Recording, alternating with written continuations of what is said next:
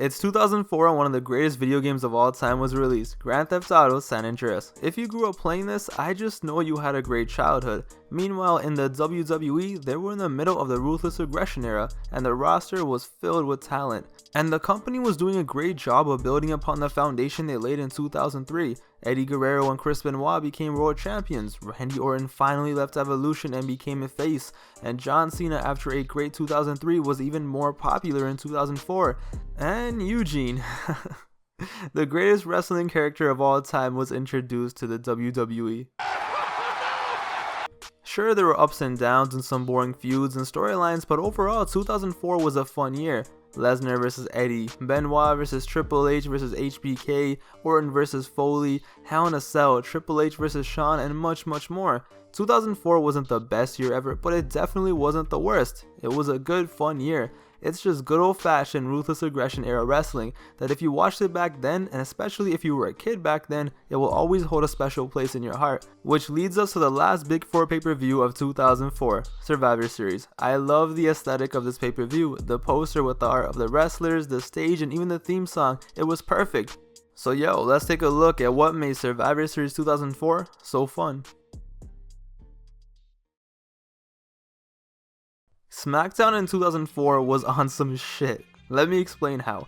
As a kid in 2004, John Cena was my favorite. This man really came into his own in 2004. It was clear he was going to be a huge star in the WWE. Survivor Series 2003 really helped his push, and as he went into 2004, he would go on to become US champion at WrestleMania, and then he would slowly creep up the SmackDown card. Everybody loved him and nobody could stop him. And then he got stabbed. Yeah, you heard me right. So Carlito debuted in 2004, and in his debut match he beat John Cena for the US title. And taking John's title and chain wasn't enough, as he also had to get his bodyguard Jesus to stab John Cena in the kidney at a nightclub in the same week. Yes, this was a real storyline, a pretty distasteful one to be honest if you know anything about the Bruiser Brody situation. So you know John Cena's casually out here getting stabbed and robbed. What else went on in SmackDown in 2004 that was crazy? Well, let's talk about Kurt Angle. So Kurt Angle had a crazy year. He went from versing Eddie Guerrero for the WWE Championship at WrestleMania to becoming the general manager of SmackDown to getting chokeslammed off a balcony by Big Show, and it legit looked like he died.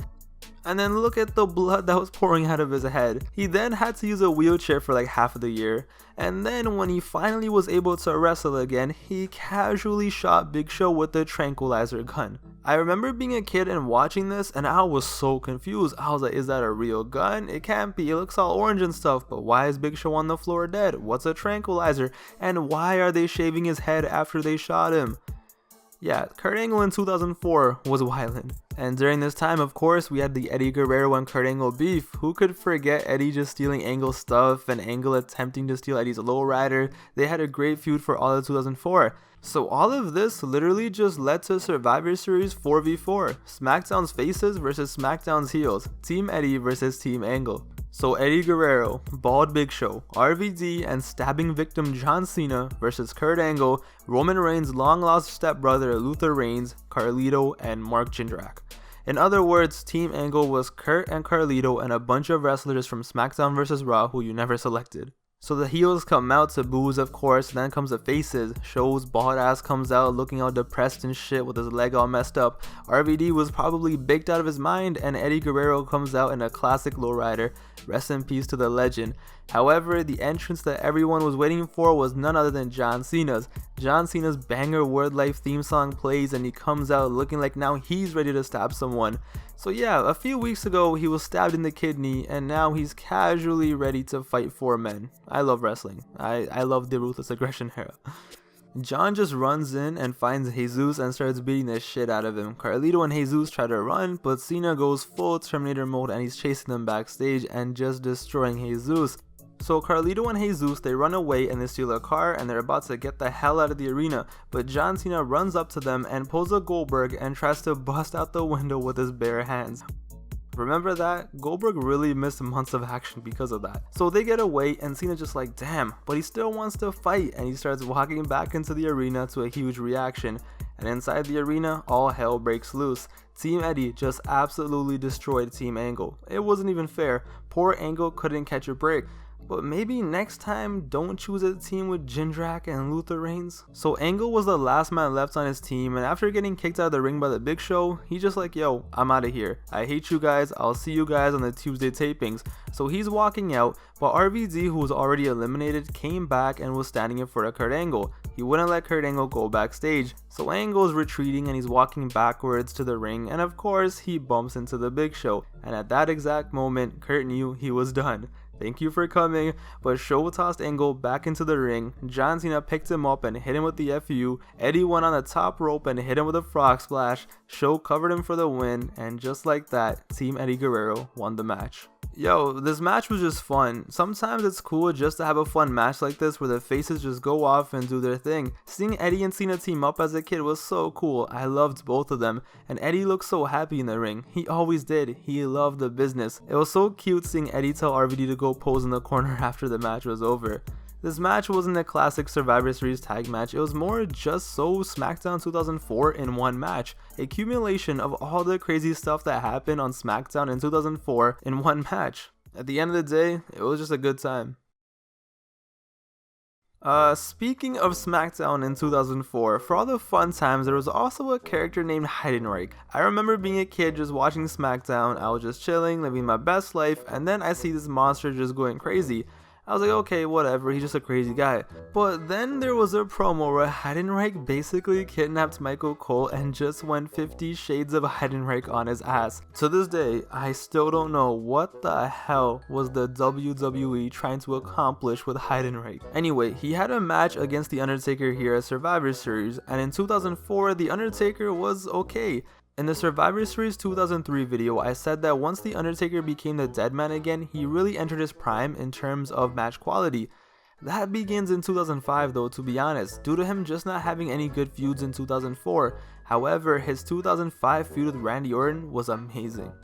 But this match with Heidenreich, it was okay, could have been worse. So SmackDown in 2004 had 50 Shades of Heidenreich, it had John Cena getting stabbed in the kidney, it had Kurt Angle getting chokeslammed off a balcony and almost dying, and then months later he shot that same person with a tranquilizer and shaved his head. So what other crazy stuff happened in 2004? Well, let's take a look at the WWE Championship picture. SmackDown in 2004 only had 3 WWE champions, Brock Lesnar, Eddie Guerrero, and JBL. So this is what Bradshaw looked like in 2003 at Survivor Series last year. And now fast forward to Survivor Series 2004, and this is what JBL looks like now. So Bradshaw beat Eddie Guerrero for the WWE Championship and started calling himself the Wrestling God. Yo man, this guy was absolutely crazy in 2004. During his feud with Eddie, he went to the US border and started hunting Mexicans. I am not making this up. He really went to the border just to see if anybody was jumping over, and once he found a family jumping over, he went over there and started yelling at them and told them to get the hell out of his country and then kicked them away. Hey, yo, who needs a wall when you have John Bradshaw Layfield? JBL was a heel that everyone hated, and the worst part was he would always beat her guys. He beat Eddie Guerrero, and then he beat her dead man The Undertaker, and then at this pay-per-view he beat Booker T. Just like every single match of his, he always found some BS way to win the match. Whether it was Orlando Jordan or him using the title belt, he always found a way. And that's what he did here against Booker T. This match wasn't anything memorable. Hell, half of you guys probably didn't even remember this match happened, but it was just another annoying ass win for JBL. But you gotta give him props too. His reinnovation of himself is legendary, one of the best turnarounds of all time. I mean, like I said, just look at his 1 year glow up from Survivor Series 03 to Survivor Series 04. JBL's reign of terror on SmackDown made everybody hate this man, but that just made John Cena's win against him that much more special. The Raw main event for this show was a personal favorite. It was such a great storyline. It was built up perfectly, and even after the match, the storyline was still handled perfectly. To understand the main event truly, you gotta look at all the angles that led up to here. By mid-2004, Evolution had been running roughshod on Raw for over a year. Triple H's reign of terror, Batista always being there to make sure Triple H came out victorious, Randy Orton had officially become the Legend Killer, and Flair was Flair. For over a year, they were unstoppable, and Randy Orton at SummerSlam 2004 became the World Heavyweight Champion, Evolution's crown jewel. However, Triple H wasn't ready to step down from the throne just yet. Evolution turned on Randy Orton. They beat him, and after 1 month, Triple H took his title back. Nothing was going to stop Triple H and Evolution. Everybody on the Raw roster tried, but for almost 2 years, they couldn't do anything about it. One night on Raw, General Manager Eric Bischoff took off the night, and Evolution took it upon themselves to run the show that night. However, it was time for Evolution to face the Revolution. Triple H was about to start some beef with Chris Jericho backstage, but Jericho got backed up by Benoit and Maven, so Evolution retreats. Later that night, it was Ric Flair versus Randy Orton, and Orton was about to win, but Batista began to interfere. But the same three men who didn't back down from Triple H earlier in the night, they came through and they beat up Batista. While those three were busy with Batista, Triple H helped Ric Flair beat Randy Orton. So Triple H and Ric Flair are walking backstage, they somehow pulled it off, but then Jericho, Benoit, and Maven are back and Evolution starts retreating again. They end up back at ringside and they're like, alright, whatever, we'll just leave through the crowd. But then more Raw superstars show up from that side. So then they try the other side, but even more Raw superstars show up. They were trapped, they were surrounded, they couldn't go anywhere. So they end up back in the ring, and while the ring was surrounded by the roster, in the ring it was Jericho, Maven, Benoit, and of course Randy Orton. So Orton hits Flair with the RKO, Triple H tries running but the roster throws him back into the ring and he's on his knees. He's begging them not to hurt him. The roster had enough. Evolution had to face the Revolution. Triple H ate all their finishers and Raw closed with Triple H laying in the ring. After all those years, Triple H was finally facing the music, and now his enemies were led by his protege, the man who he taught everything, but the same man who he turned on. So Survivor Series, Team Orton versus Team Triple H. Orton, Benoit, Jericho, Maven versus Triple H, Batista, Edge, and Snitsky.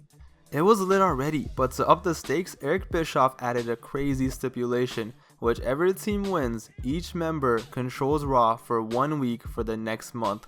So for example, if Team Triple H wins for 1 week, the crazy madman Snitsky gets to control Raw and make whatever matches he wants. The issue is though, for Triple H, Edge and Snitsky already let him know that they want title matches, so if Triple H's team wins, Edge and Snitsky are coming for him. And then we also got this amazing scene from where Triple H was backstage with Batista just hyping him up. So Triple H gets up and leaves, but his title is still there. So Batista just sitting there and he picks up the World Heavyweight Championship and just looks at it, looks up, and looks back at it. Imagine what Batista would want on his episode of Raw. The symbolism, the foreshadowing, whatever you want to call it, it was perfect. Because Triple H, even though he might win the match, he had everything to lose. Because not just Edge wanted the title shot, not just Snitsky, but even his own teammate, Batista. So what was Triple H going to do? What did he get himself into? Triple H's own teammates were after him. The opponents were after him. It was going to be fire. Team Orton versus Team Triple H, what a build.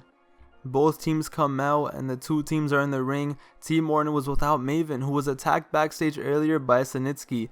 So what was going to happen? Who was going to control Raw? It was such a unique stipulation. So the two teams go at it and it's lit. Chris Benoit early in the match was putting in work. Benoit took out all the heels with suplexes, including 3 German suplexes in a row to Triple H.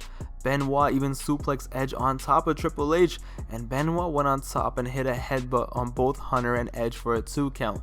Yeah, it's still kinda hard watching him do that diving headbutt, I know. Benoit goes for the cover, but he only gets a 2 count as Snitsky makes the save, but Benoit doesn't care, he's feeling himself. So Benoit puts the sharpshooter on Triple H, and Snitsky once again makes the save for Triple H.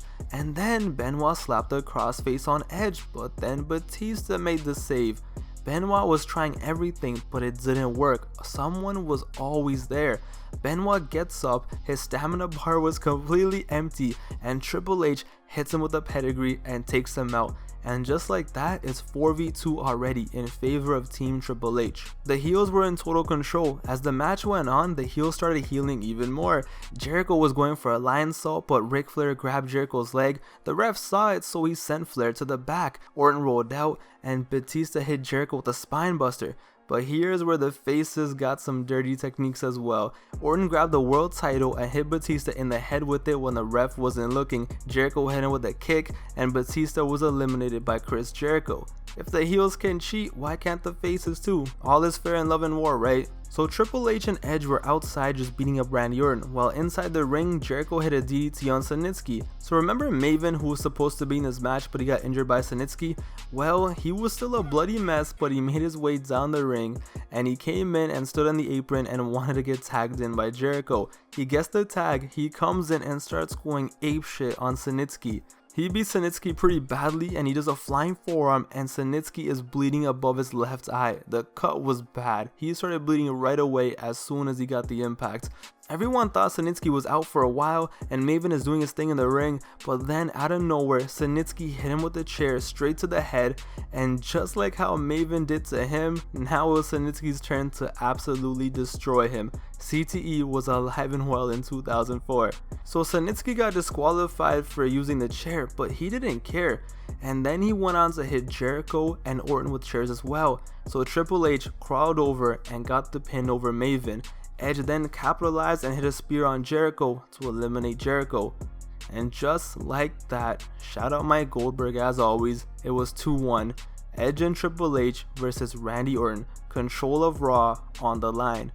So Orton was in the corner, Triple H and Edge were looking at him laughing. It was over. However, remember how in my Survivor Series 2003 video I said that last year it was the start of Randy Orton becoming Mr. Survivor Series? Well, here you go. Let's see what Mr. Survivor Series can do. So after a few minutes of fighting, Orton was actually putting in work and he got the upper hand. Triple H was outside, but he rolled back in and he hit Orton with a spine buster. So Orton got picked up by Triple H and Triple H said, hey, hit him with a spear. So Edge is going for the spear. He's running, but Orton moves and that led to Edge hitting the spear on Triple H.